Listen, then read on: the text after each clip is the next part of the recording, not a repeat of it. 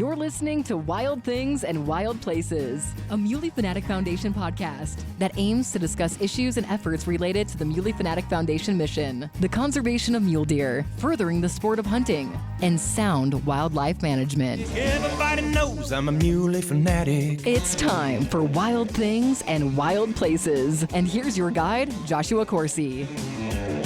Welcome to another episode of Wild Things and Wild Places. Joining me today, I've got Jess Johnson, Government Affairs Director for the Wyoming Wildlife Federation. Jess, welcome. Oh, thank you, Josh. It's great to be on. I'm grateful to have you on. I know that you are in Cheyenne, which this time of year for many years now is your home, as you are intimately involved with the legislative process within the Cowboy State. And I just thank you for taking the time to be able to make this visit. It was, in my mind, it was absolutely priority number one. We have a big event that is coming up next Thursday, February 13th in the Capitol. And that event, of course, something that's been gaining a lot of momentum over the last few years, Camo at the Capitol taking place next Thursday. And I wanted to visit because of the timeliness of this.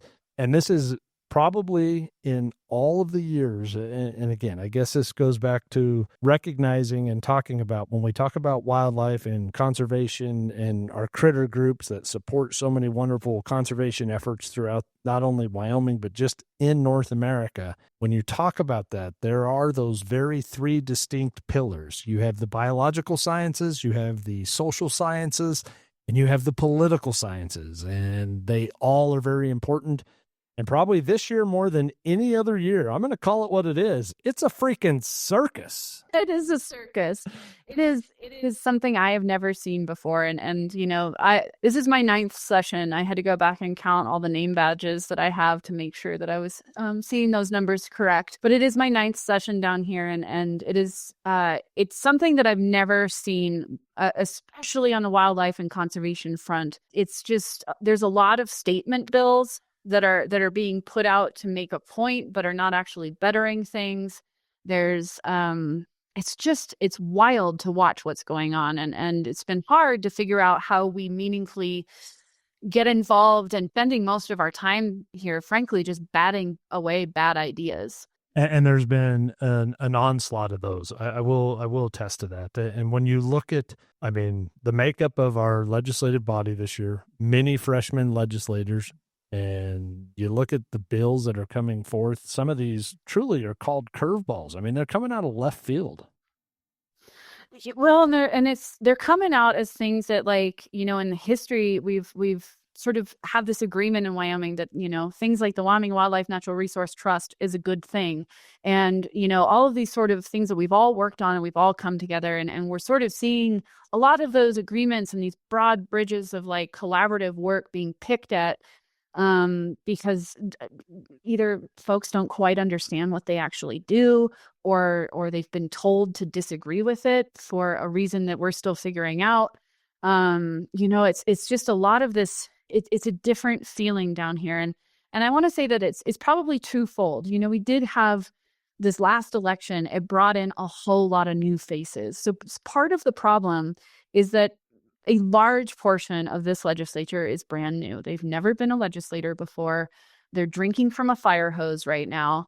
And they want to be meaningful and do meaningful things, but some of the bills that they're bringing just need a little more time in the saddle, so to speak. They need a little bit of more seasoning. They need some time to maybe percolate and get a little better before they're being brought forward.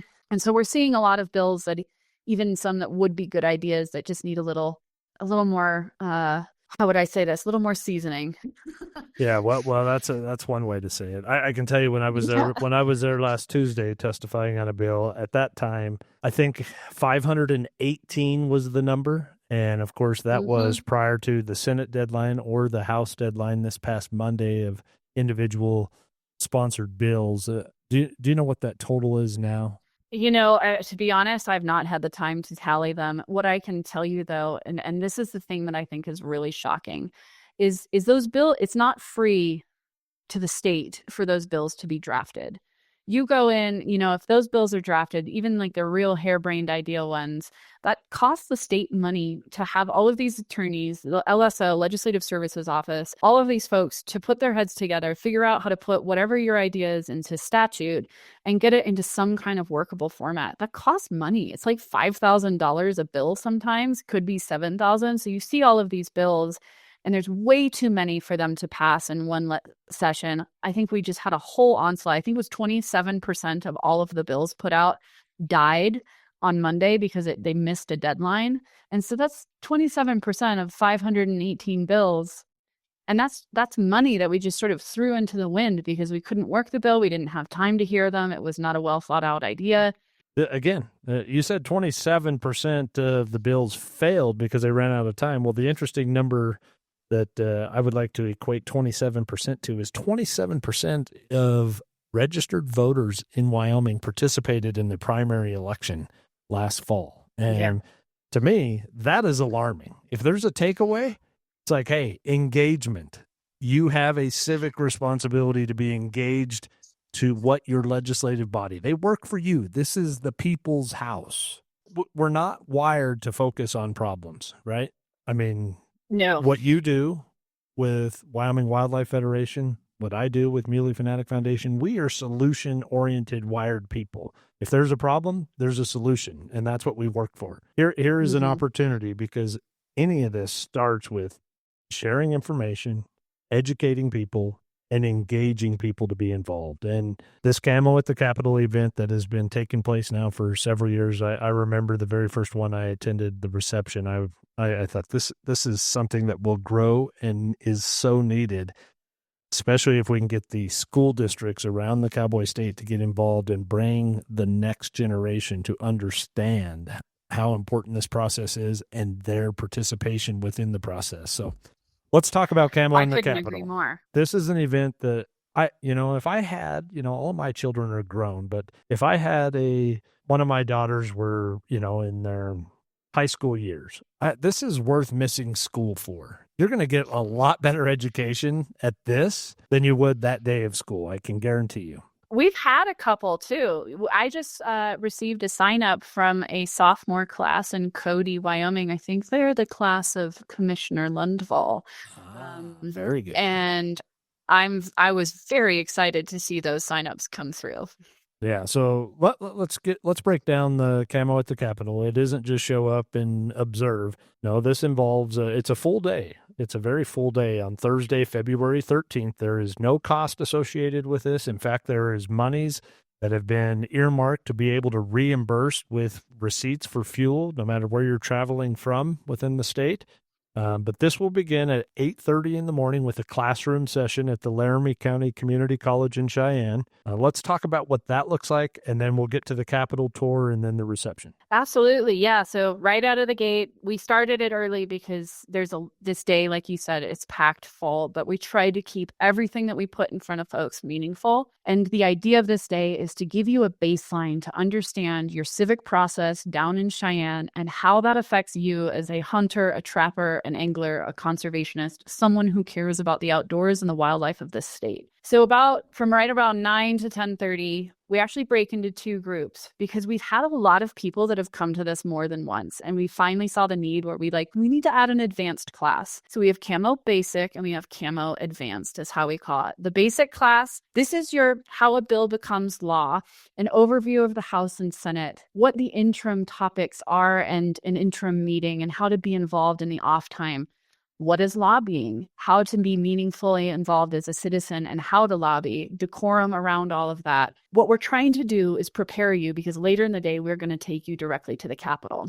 This year, our Camo Advanced class, I'm really excited. Every year that class changes because if you keep coming back every single year, we're going to keep putting new things in front of you, diving more into the policies of our state, some of the nuances of stuff. For instance, last year, since it was a budget year, we actually had a whole breakdown of the budget bill. How to read the budget bill. What keeps our state running? How does that relate to say, conservation in your backyard or things like that. And we always try and tie it back to wildlife resources, conservation, hunting, angling, trapping, all of those. This year, I'm really excited because Our interim director of state lands, Jason Crowder, is coming, and he's going to give a talk on the nuances and processes of state land transfers, sales, and leases. He's going to dive full into how all of these work, how sportsmen can be meaningfully involved, be at the table, so that we're a little more ahead of the ball when things like, say, the Columbus parcel, which happened up in Sheridan, or maybe the Kelly parcel, come on the board. So we know that we're watching for it, we see it, and we can be proactive or reactive if we need to. And then we get into a bigger combined class. We bring everybody together from Camo Advanced and Camo Basic. And this is the part where we dive into what's happening this year that affects you as a sportsman, as a conservationist.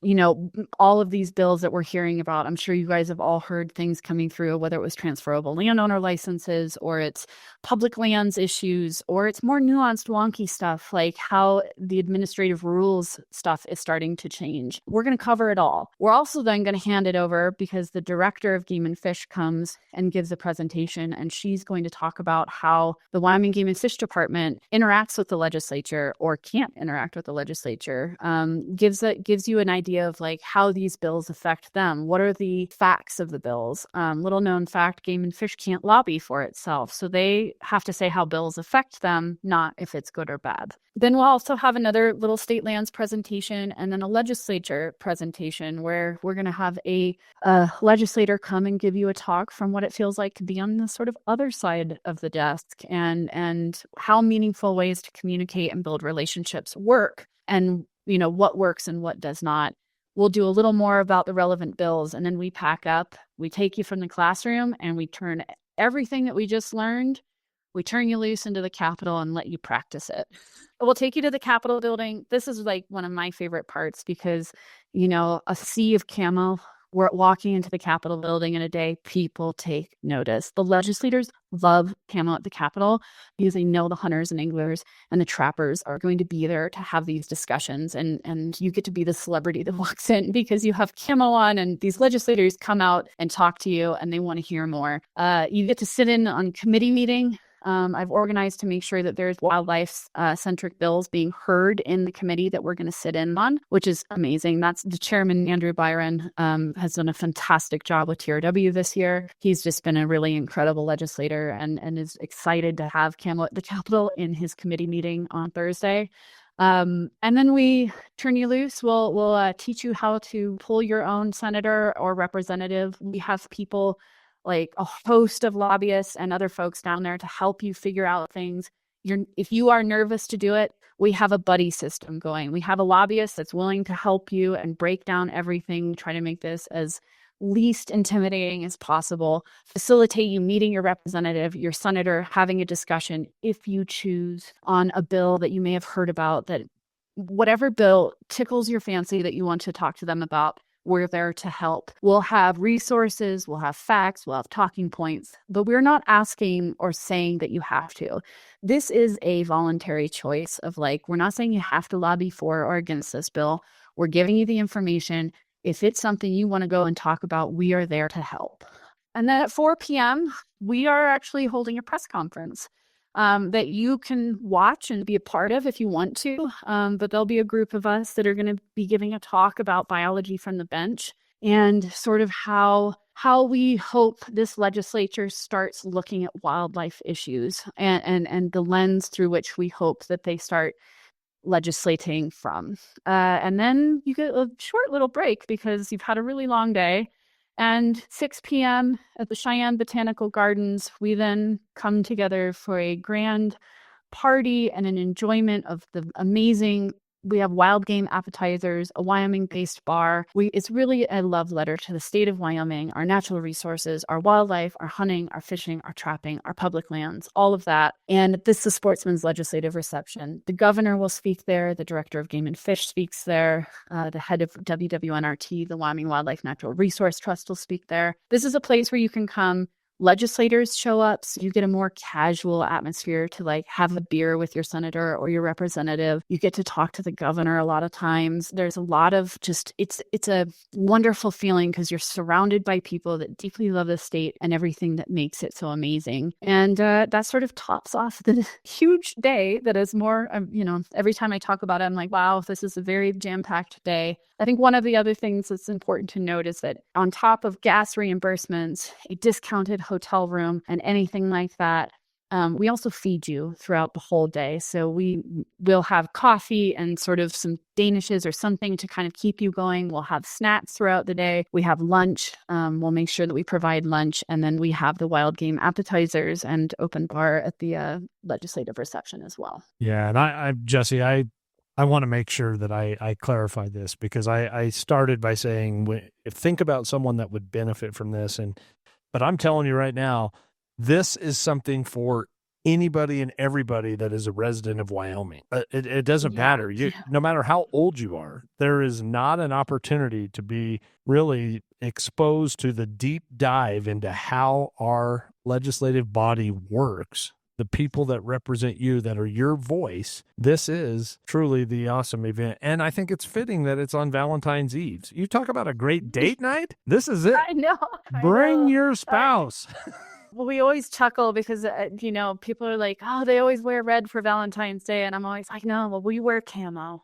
Yeah, camo at the Capitol. And that is a big part of this. It is something that's asked, is to, as a sportsman or sportswoman, to come and participate in this and wear camouflage. It sends a strong message of unity, but it also sends a very strong message of how important the things that we care about, the passions that we have with our outdoor recreational pursuits of hunting, fishing, trapping, just being outside and enjoying our natural and wildlife resources that this state is so blessed to have. This sends a large message that these folks that are participating with this, they care about that. There's an accountability to that, and that is through representation of people that we elect to these positions. So your voice is absolutely, it's a civic responsibility in my mind. It's as equally as important as voting. If your voting is the only thing you're doing to be engaged in the political process of the people that are being elected to be your voice, then you're missing the mark. I couldn't say it better. And one of the things that I think is important, this is why this kind of event and why having people come to this kind of event is so important. We have a citizen legislature. They do not have staff. I'm going to say that again. They do not have staff. They're going over nearly 600 bills, about 600 different subjects. They have no staff. So they are relying on their constituents, you, the hunter, who knows more than the legislator about things to do with hunting. You are the expert as the constituent because they can't know everything all the time. And so that your voice, that's why it's so important in this state. Your voice has an outweighed impact than any other state. We're a small state, it's that small town, long streets kind of feel, but that also means that you can call your legislator and they will listen. You call them and you tell them your personal story, why you care, whatever bill that we're talking about. We're giving you the tools to find and track those bills and to be able to communicate about them. Because once you have those tools, you are a powerhouse in this state. And I think people have forgotten that. When we talk about 28% of Wyoming voted in the general election, that is so sad to me because this is the state where an individual's voice has the most impact. It is powerful. I've seen a vote change on the floor because a constituent picked up the phone, sent a text. Their legislator literally turned around, made eye contact with me, nodded because he got the call, stood up and turned his vote around. It works. And it's something that I think people have to see to believe. And that's what we're trying to do. We're trying to put you in the mix. We're trying to give you the hope, give you the power, and give you the tools to use it in a powerful way.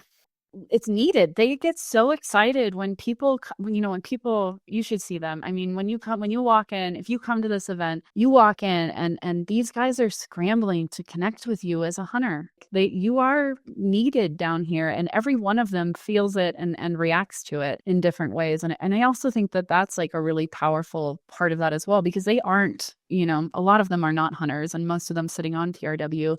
This year, I'm not sure what the breakdown is, but I'd be surprised if they all held hunting licenses. Yeah, I guarantee you they don't. I guarantee it. I mean, when you think about travel, recreation, wildlife, cultural resources, I mean, you think about the various issues that this particular committee is charged with in responsibility. I mean, it's just so broad, and that's the point. And, fortunately, there are many organizations that are involved in this process. I'm not trying to put a feather in our cap for you or for me, because there are many groups. We're not groups that like to just toot our own horn. We don't. We just don't. That's not who we are. But we do hold that the political sciences part of conservation is just as important as biological sciences and social sciences. And when you look at the groups that are supporting this, if you're not involved with one of these groups or many of these groups, maybe you should, or at least give it some consideration. Wyoming Wildlife Federation, Bow Hunters of Wyoming, Wyoming Outfitter and Guide Association, Rocky Mountain Elk Foundation, Wyoming Wild Sheep Foundation, America Bear Foundation, Ducks Unlimited, Wyoming Trout Unlimited, Theodore Roosevelt Conservation Partnership, the Nature Conservancy, Wildlife for Tomorrow, Wyoming Game Wardens Association, Pheasants Forever, Backcountry Hunters and Anglers, Wyoming Outdoor Recreation Business Alliance, Muley Fanatic Foundation. I mean, there's a ton of supporting organizations for this Camo at the Capitol event. And you know how cool it is when you can pack an entire room with people in camo? It sends a message. It sends a huge message. And, I'll say it again. I know we're harping on this and this, but I could not stress it more. This is the year they need to see the hunters in the Capitol. We've already gone through so many wildlife bills. It is a hot topic down here, and they're starting to feel hunters reaching out, but now they need to see them. And it needs to be a point because they want to do right, and they need help going in the right direction to do it. And I think that's some of the things that we're most proud to teach people is how to work on something, how to find common ground. And when you can't, how to not burn that bridge, because today's adversary is tomorrow's ally. And that is always the case with legislators, because you might disagree on one thing, but man, they might carry a bill for you next year that is everything that you needed. It just always amazes me when I visit with someone and I ask them if they know who their representative from their district is or their senator. And it just, it's not the priority, and it hasn't always been that way. We've gotten away from that, and we should know who are the people that are putting in policy and passing laws that have a direct impact to us. And this year, there's no doubt, property tax was a big deal. I mean, there is a ton that this legislative body this year, and I am so grateful and thankful for every one of them, whether I voted for them or not. I'm thankful that they were willing to serve in the capacity that they are. And I think it's worth noting that, as we mentioned, 27% of Wyoming voted in the primary. And that to me is a travesty. I think we have for long thought that the general election carried so much weight, and it does in other places. But in Wyoming, the primary is where it's at. That's where it's at. If you're not voting in August, then by November, the decision's made. I keep hearing people be like, well, I didn't have anybody to vote for. And my pushback for that is dang it, then find someone to run, or run yourself. Be a part of that system, because if you don't have someone to vote for, go find the person to vote for. If it is not you yourself running. And we need more. We need the hunter down here. We need hunters to run for office. We need anglers. We need trappers. We need people that are caring about our wildlife and our big open spaces and our working landscapes. We need those folks to be running for office, because that's one of the knowledge bases I sort of see the least down here is a nuanced understanding of our amazing outdoors and our incredible wildlife and everything that we as hunters, anglers, trappers hold so dear. We're always behind the ball. We're always having to help educate. Man, we have some great folks down here that are wanting and being there and helping with that. But the deep knowledge of that, there's not a lot of it here, and there needs to be more. So the other side of this, I would say, is if you can't make camo, consider figuring out how to run for office. If you're a hunter or an angler and you're frustrated with not having someone to vote with, give them someone to vote for. Yeah, or do your due diligence, and when election cycle and season is here, ask the questions of the candidates when you have multiple options. What are the issues that just resonate with you that are just hard lines in the sand where you want to know that your representation is going to be in support of some of those issues that are just absolutely critical to you? And, outdoor recreation, hunting, those rank pretty high on my list of priority. And I want to make sure that voice is there for that. This whole session has got our heads spinning, those that are involved in this, and exhausting hours each day watching committee meetings or being in Cheyenne and attending committee meetings. That's the other thing is, if there's been a silver lining to the global pandemic of a few years ago, is that the world has changed and you do not no longer have to drive to Cheyenne to testify on a bill. You can do that from your living room virtually. You do have to register the day before. You can follow all of that. And I think, as clunky and chunky as the Wyoming legislative website is, I think it is pretty easy to navigate even if you're not used to it. I think you can stumble your way to find what you need if you just have enough persistence. And again, Thursday, February 13th, the poster is attached to this podcast with the QR code. The only reason that the scan to RSVP, again, it's free. There's no charge to that. To be able to have we're just trying to get a head count. Yeah, exactly. You got to plan for these things, right? When you're feeding people and you're moving people around, it takes an effort. There's some planning that needs to be done. So I would encourage anybody and everybody to show up to this. And if you've been there before, it's different this year. I can tell you, you can feel the difference with this year's legislative session if you've been there before. It just has a different feel to it. I could not have said that better. Well, it's real. It's true. Again, let's find the solution. Let's be able to provide some common sense and some grounded, thought-provoking measures that are, rooted in conversation, understanding, learning. Yeah, the one thing is no matter how bad things get, if you are not at the table, you are on the menu. Amen. I've always liked that saying, and that is absolutely correct. It's worth saying again. If you are not at the table, you are on the menu. Well said, Jess. All right, what else are we missing? Wear camo. I think wear camo. We call it business casual camo. You're still in the Capitol building, so it's good to have your clean jeans on. But camo and starts at 8:30. The poster is attached to this. If you have any other questions, please reach out to me. You can just find me at Jess Johnson at WyomingWildlife.org. Jesse, Jessi, Johnsson at WyomingWildlife.org, spelled out. So you can get a hold of me there, and I'm happy to answer any questions or provide any more discussion around bills if folks are curious about that as well. I'm here as a resource. I'm down here the whole session, so even if you can't make camo, please reach out and get involved and let me know how I can help plug you in. Reach out to Jess. And even if you're down there, you can get on Wyoming Wildlife's website. You can get all of her contact information there. If you want to be more involved, maybe you've participated in this in the past and you just want to help support it some more, great. This needs all the support it can get because this, again, biological, social, and political sciences, that's the pillars in my mind that make up wildlife conservation in the 21st century. And if you're not engaged to all of those, you can't just be on the landscape biological side of this. You have to be intimately involved in all of this. And this is a great opportunity for you to see firsthand how this works. And like my youth of years ago in Vacation Bible School, bring a buddy, spread the word.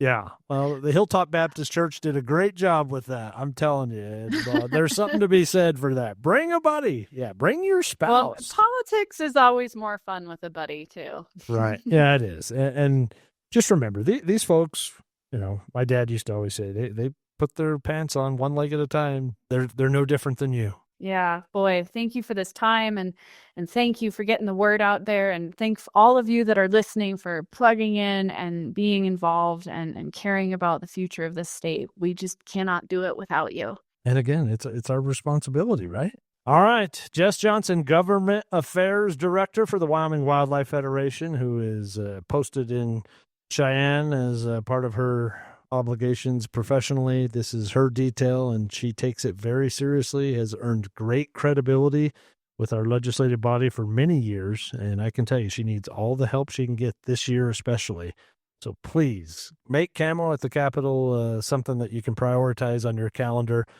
Give great consideration to this. Look at this. If you have questions, reach out to me directly. Call Jesse directly. Wild things and wild places. Until next time, happy trails. And that wraps up another episode of Wild Things and Wild Places. But remember, the journey doesn't end here. Make sure you never miss out by subscribing. Whether you're listening to us on your favorite podcast platform, streaming us on our website, or following us on social media, subscribing is the best way to stay connected. Thank you for joining us, and stay tuned for more wild episodes. Everybody knows I'm a muley fanatic.